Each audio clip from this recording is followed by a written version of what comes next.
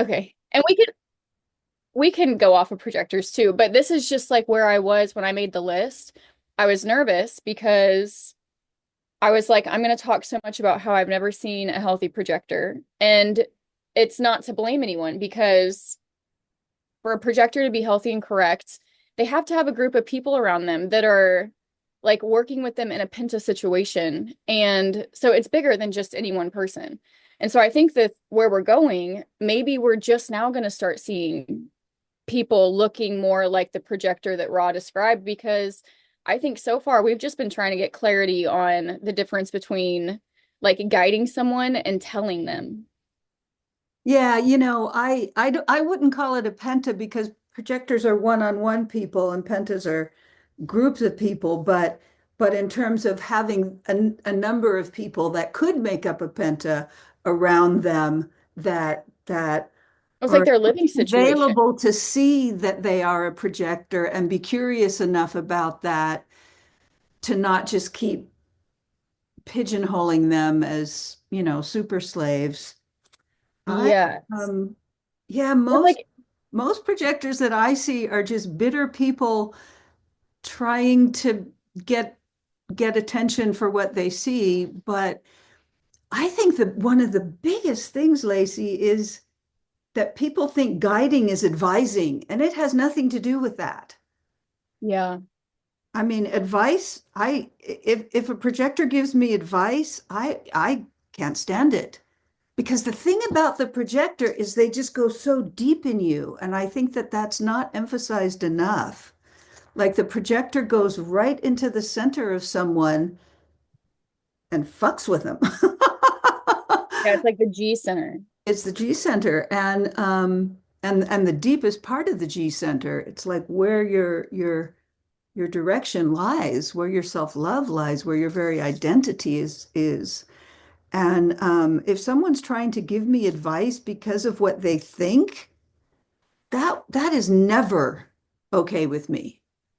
Like Right. what people think is so irrelevant to me, unless we're learning together, unless we're studying human design and going into the mechanics and unfolding things. But what someone's opinion about what I should do, no, it's irrelevant because what I'm looking for as a generator is someone who is curious about me, someone who's looking at my energy. So, there's the projector with the open sacral who is looking at the other. You, a manifestor, have an open sacral, but you're looking at the other to see who you impact.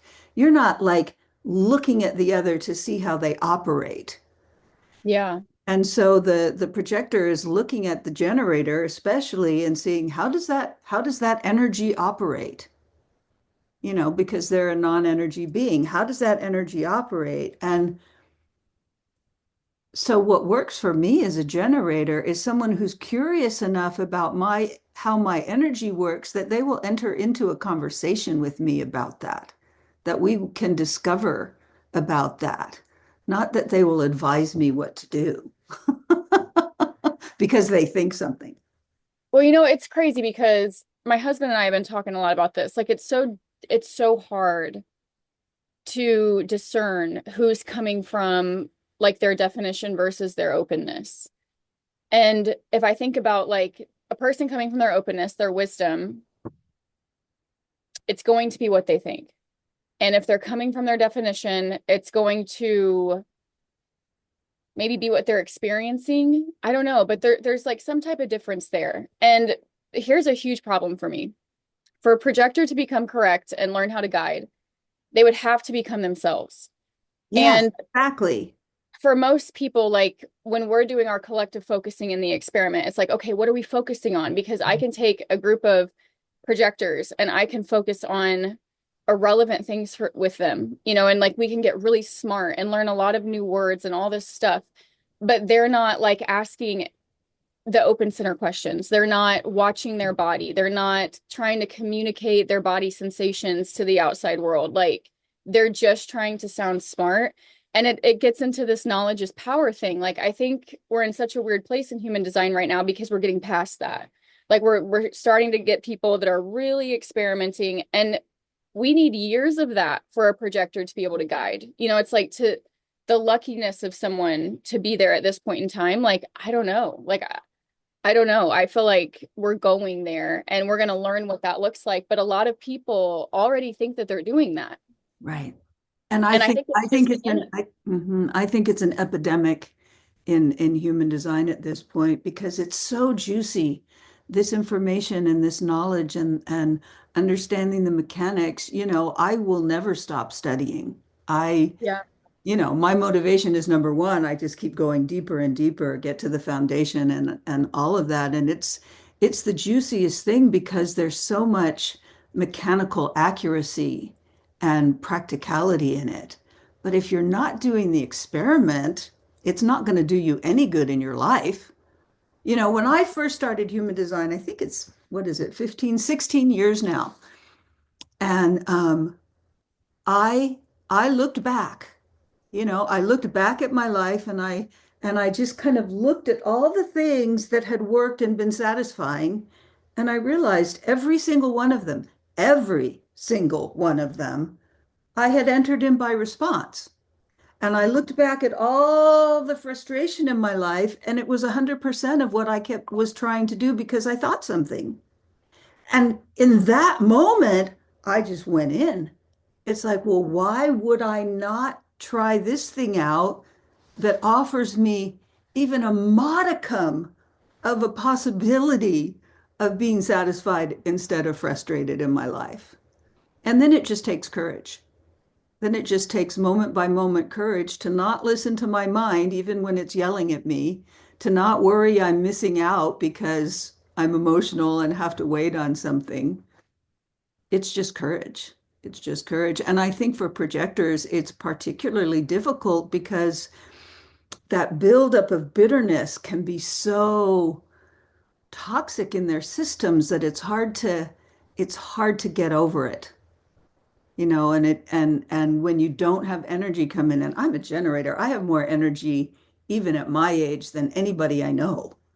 And I can just rely on it.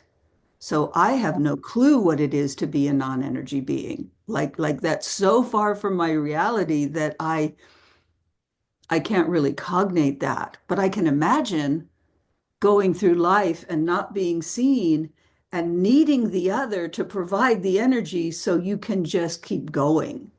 And then the bitterness that can build up. And the The other, bitterness will stop them from seeing invitations. Like the bitterness will stop them from doing any forward movement.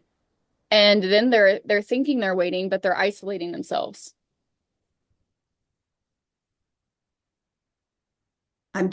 Lily just finally responded. I was hoping that she would join us today, our projector. Um, and she's going to see if she can. Ooh, okay, great. Yeah. Um, what else? Oh, the other thing that I think is really um, confusing is this idea of invitations and what's a real invitation and what's not an invitation and what is waiting for invitation. And one of the things which I hope Lily will join us because she's a projector and she's like a year behind me. I met Lily when I was a year in and taught her about human design. And we've both just been rushing into it ever since. And she's a projector who has not only been in her own um, experiment, but has looked at what is it to be a projector and has asked some of these questions like, well, what is an experiment? What is an invitation? What is guidance and all of that? So I hope she can join us or we can do some more another day. And one of the things she's talked about is that a projector does not need an invitation to take care of themselves. And that seems like a really important distinction. A projector who, you know, needs to set boundaries about what they can and cannot do. They don't have to be invited to that. Yeah. Setting boundaries is a right of everybody. And as I understand it, a correct invitation is an invitation that really speaks directly to that person and isn't generic in any way. So, you could call me up and say, hey, you want to go for a walk? And you could call five different friends and say the same thing and just see who responds. But if you want to go for a walk with a projector, you have to want their input. You have to want them going into your G center, you know? So you want to issue an invitation that speaks to that. Mhm. Um, and I quite honestly find it difficult. I think one of the main things that differentiates projectors and generators, I mean, there's so many, but is that generators are in essence informal people. We're just kind of little response machines. And projectors are formal people. So they want that formality because that's what gives them the ability to discern if it's a correct invitation for them to use their energy, you know, on behalf of someone, to guide someone, to be present with someone. I think guidance means being present a lot of times. Yeah, it's like to respond to an invitation so that you could enter in the first place, like you would have had to found your authority. Yeah, And yeah. even just getting past the knowing when enough is enough stuff. It's like if so many projectors get stuck in their sacral, they might get an invitation and they don't know when enough is enough and they're doing too much and they're involving too many people and they're crashing the thing. And it's like if you recognize the invitation, you never have to do that because you can feel when you're invited and when you're not invited and you can leave and you can stay and but it's like when you start falling into that not knowing when enough is enough, you're very much stuck in these situations. And how do you get out if you don't have your own energy?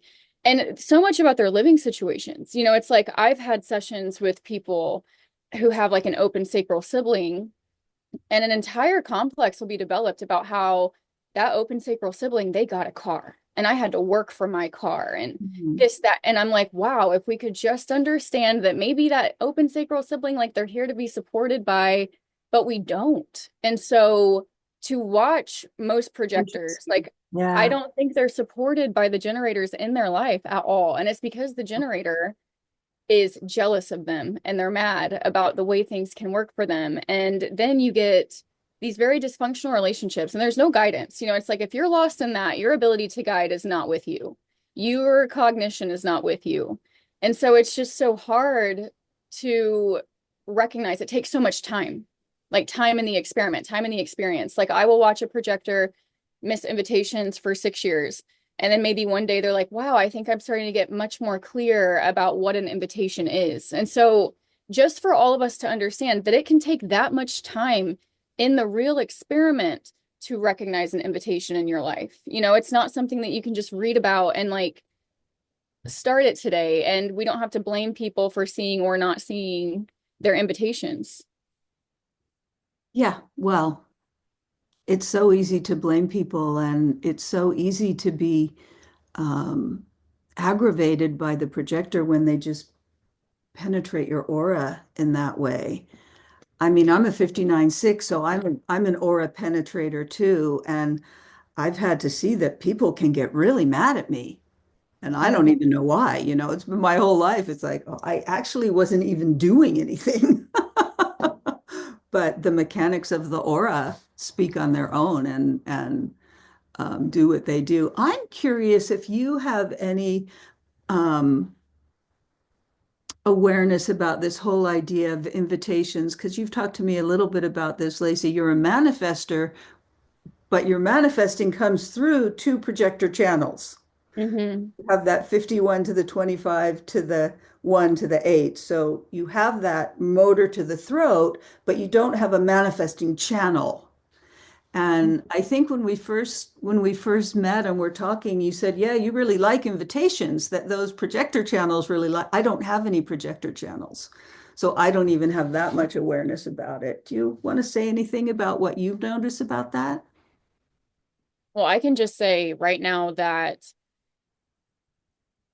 most of the major opportunities in my life have come from someone informing me that I should do it or someone inviting me to do something. I will try to do things and maybe I can do them, but maybe I can tell that like the momentum's not there or Like Mm. it's just not happening. I can see that it's not landing, it's not happening.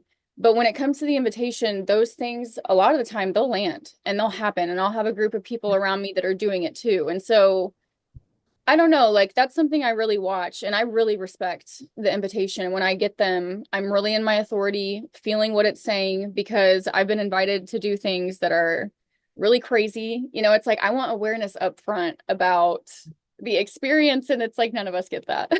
Yeah. Yeah, that's for sure. That's for It sure. really is so much about that recognition. You know, it's like if someone's inviting me to sit down with them and have a session because they want to learn about human design, that's different than someone asking me to sit down because they want to tell me about something and see what I think. You know, like that first one may or may not work, but that second one, it always works because they're looking for my outer authority. Like they're looking for me. They're not looking for label systems, keywords that they can map out their internal world. You know, they're looking for me and what I've seen. And so that recognition, I do feel like that's like the foundation of the invitation. That's good. I like that. I